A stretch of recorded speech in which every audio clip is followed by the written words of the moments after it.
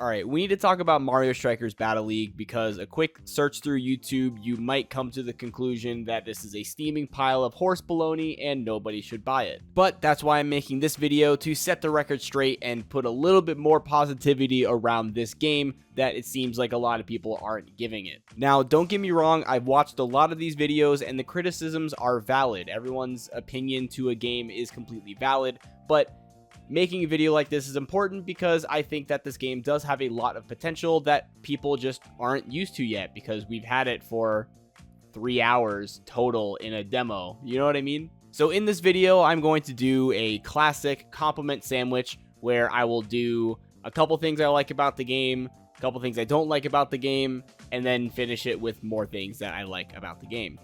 Let's start with the core gameplay, which is the most important part of a game, and I think it is fantastic. The game is very similar to the classic Mario Strikers titles, especially the one on the GameCube. The items are simple, the controls are easy to get used to once you have played a couple of times, and it seems like they've added a lot of game mechanics that make it easy to learn but hard to master, which I think is the perfect model for any kind of Mario sports game. I also played a lot of Mario Tennis, which is another game where you can just pick it up and play tennis a couple times, but it also has a thriving competitive scene to this day where people still practice and get really good at the game.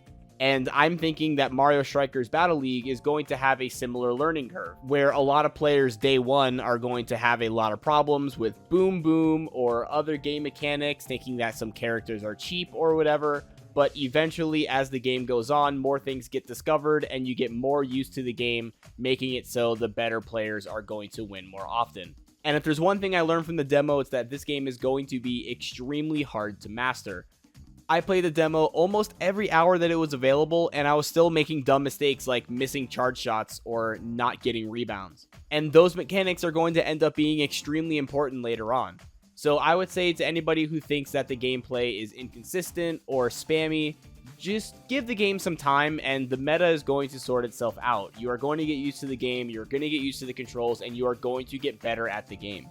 When it comes to the items in the games, the items are extremely fair. You have mushrooms, stars, shells, and bombs. Like, there's not really much else that you're going to get that is going to completely sway the game in either team's favor. They also even made it so that when you have a star activated, you can't do a hyper strike, which is a great thing that they did not oversee, because I can definitely see Nintendo doing something like that and just making it very frustrating to the players who happen to get a star because they're 2 goals behind. Having to get items from item boxes is a nice welcome change, because it gives you a little bit more control over your characters on the map. Instead of just getting items, you have to now sacrifice your positioning in order to go a little bit out of your way to get a hyper strike orb or get an item.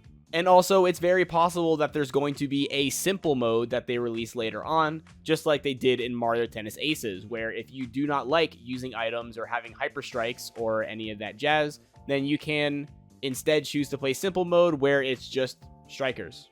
And that's the way that I played on the GameCube. I didn't like hyper strikes there either. Another frustrating thing I've noticed about items that other people have experienced is that the items do not automatically target the opponents like they did in the GameCube version. You have to target in a certain direction, which is another thing that you have to keep in mind that you may not necessarily know about on day one. But considering all of the gameplay mechanics, including how the characters interact with each other, the turnover rate, how you body check people, the item mechanics, Boom Boom's goalie AI, all of that seems very good in my eyes, and I'll get to Boom Boom a little bit later in the video. But first, let's talk a little bit about the negatives of the game. Now, I am not immune to criticism. I do definitely agree that there's a lot that this game fails to bring to the table that it should have. So one of those examples is Netplay. I do not have confidence that they're going to be able to have a reliable Netplay with 8 people.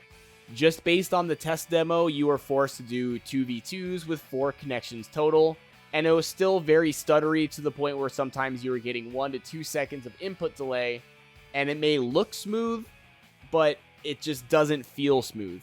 And that lag makes a huge difference when you're moving in all 4 directions while also trying to tackle people and score goals. I figure this is probably going to be a situation similar to Splatoon 2, where if everybody in the game is from a similar region and they have Ethernet connections, to their Switch, it's probably not going to be a bad system. However, what's the probability that everyone in the game is going to have that? If one person is on the McDonald's Wi-Fi, it's going to throw the entire lobby out of balance because it is based on everyone's connection to each other. And that being said, speaking of 8-player connections, I think that there's a very strong case to be made that a 4v4 format could be extremely interesting in a competitive scene. I'm not going to put all of my quarters into doing 4v4. I think 1v1 is a little bit more understandable.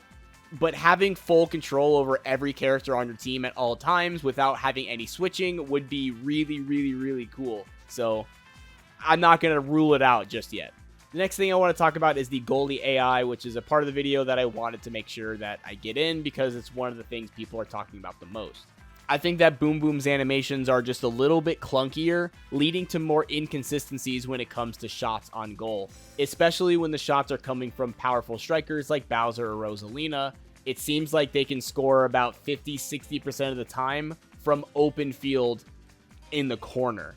It's a very inconsistent system. But Critter back in the old games wasn't immune to that either. Sometimes you get cheesy goals because you get a full charge over in center field. Like, sometimes that just happens. So overall, I think that the rate of the ball simply going in raw without having any goalie input is about the same. I think that just having those opportunities to score a goal are going to be equal between Critter and Boom Boom.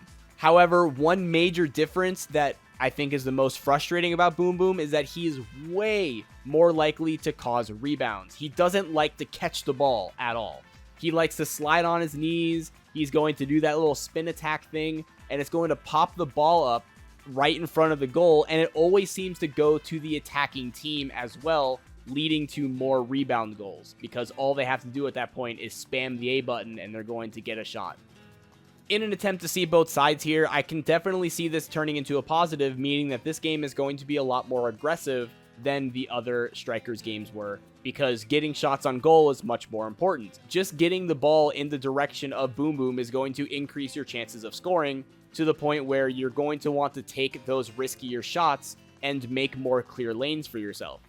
I'll end this section with sort of a neutral take, but what is the deal with the manual versus auto selection? I understand that if you choose auto, then it will automatically give you control of the character that has the ball.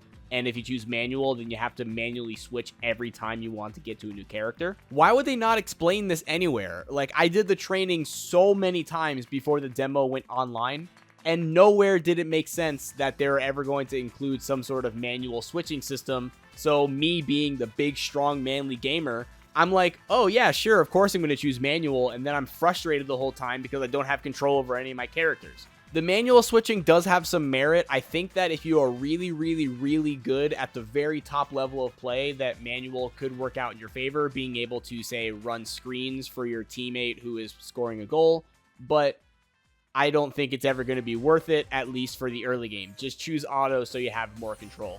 So with the negativities out of the way, let's get into the final section, which is why I'm excited to play this game and get better at it. I would like to first of all address concerns over this being an unfinished game or them still needing development time.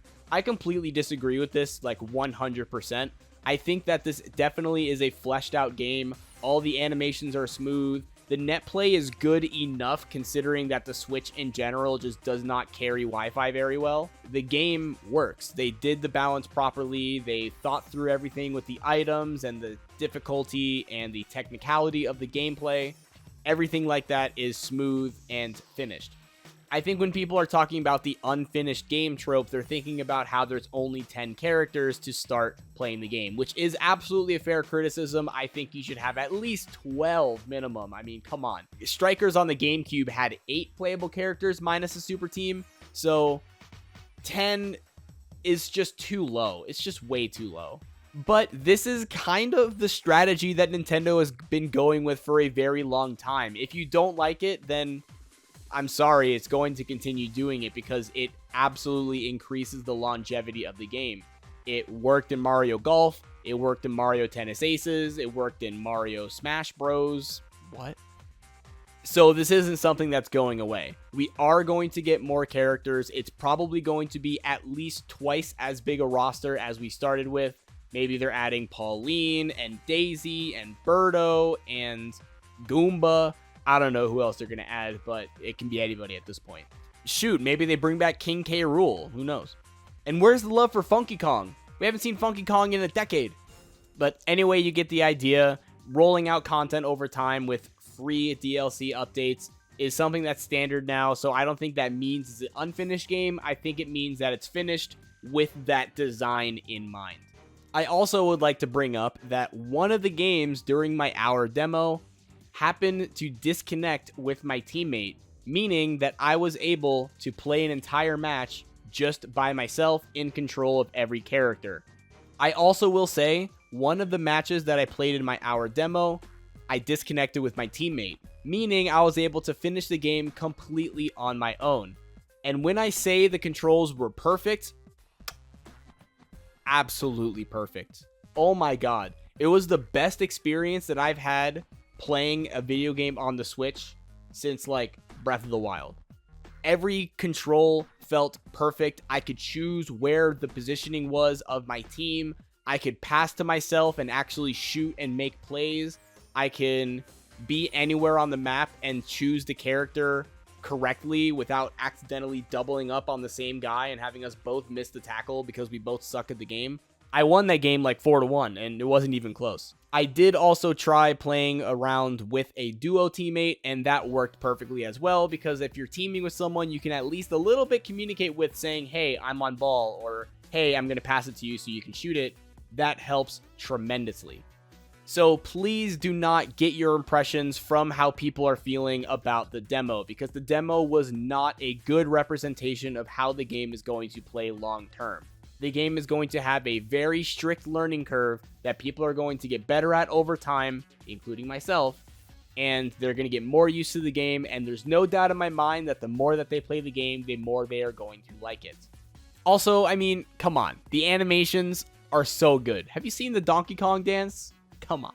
Anyway, thank you all for watching the video. If you would like to see more Super Mario Strikers Battle League content coming in the future, then click the subscribe button, because I will be playing this game a lot and making a lot of videos as for tutorials and tips and tricks and competitive gameplay and all that jazz. Or if you just like seeing a guy that is kind of muscular in a dress, then you can also follow for that, because I post that content pretty often as well. Be sure to like the video if you found this helpful at all, and put down in the comments if you are excited just like I am for Mario Strikers Battle League.